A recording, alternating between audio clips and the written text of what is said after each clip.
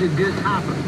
How did Lakawanna County officials allow this guy to get away?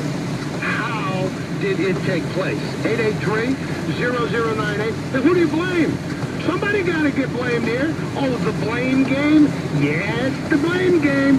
I don't call it blame. I call it taking responsibility. That's what it's called.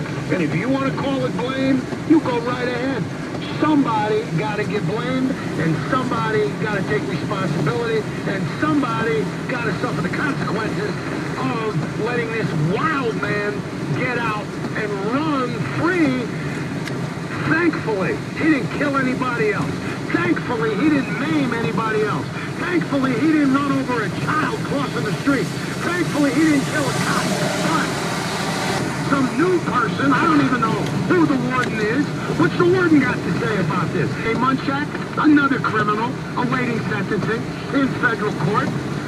We got problems in northeastern Pennsylvania. And if it takes wild men like Simonson to prove that we have not begun to get better, well, Simonson is our teacher. And when we have to depend on teachers like Savage Simonson, Simple Simonson, we're in deep, deep trouble. 883-0098. Talk to me. 1-800 for the faceless world of Facebook. You go ahead and engage in this commentary. Some of you like that. Some of you feel better doing that. That's okay. Just go to Facebook, search for Corbett, and you can engage in commentary. I got Bill in Scranton. Bill in Scranton, you're on here. Yeah, he is as wild as they come, this guy. He even punched his own co-defendant, the guy who has already, the guy who has been part of this team ever since they were charged. Simonson punched him.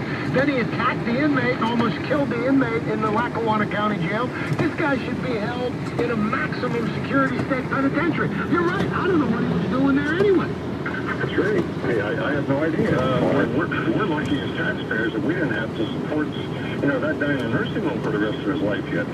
You're absolutely right. You're absolutely right. Absolutely. And I don't know what Simonson's status is right now. I thought he had pleaded guilty, but I don't know.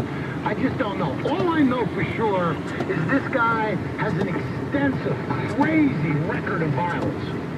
Oh, I know of the man. There's no doubt about it. And if anybody is, a prime target for the death penalty, he should have been. This guy is as savage as anybody you will ever meet. And you know that question I just asked, where were the guards? That was the same question that people were asking when Simonson almost beat the other inmate to death, including stomping on his head 15 times, enough to put him in a coma. Mr. Pinto, I recall that hearing it on the news. That's Mr. Pinto, you're absolutely right. I mean, this is a violent, and he is able to figure out a way to escape from the Lakawanna County prison. I mean, where were the guards?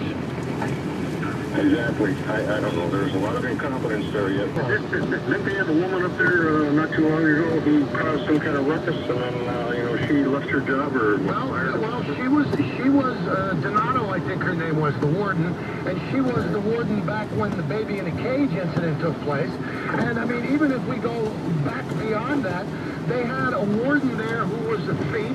You remember him? He was using inmates to do work on his house. Another degenerate, if there ever was one. It's almost beyond the pale.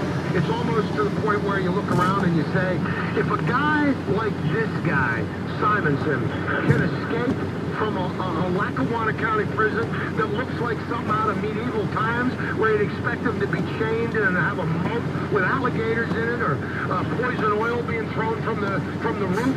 If this guy can get out of there, we got more trouble in Lakawanna County politics than we can think of.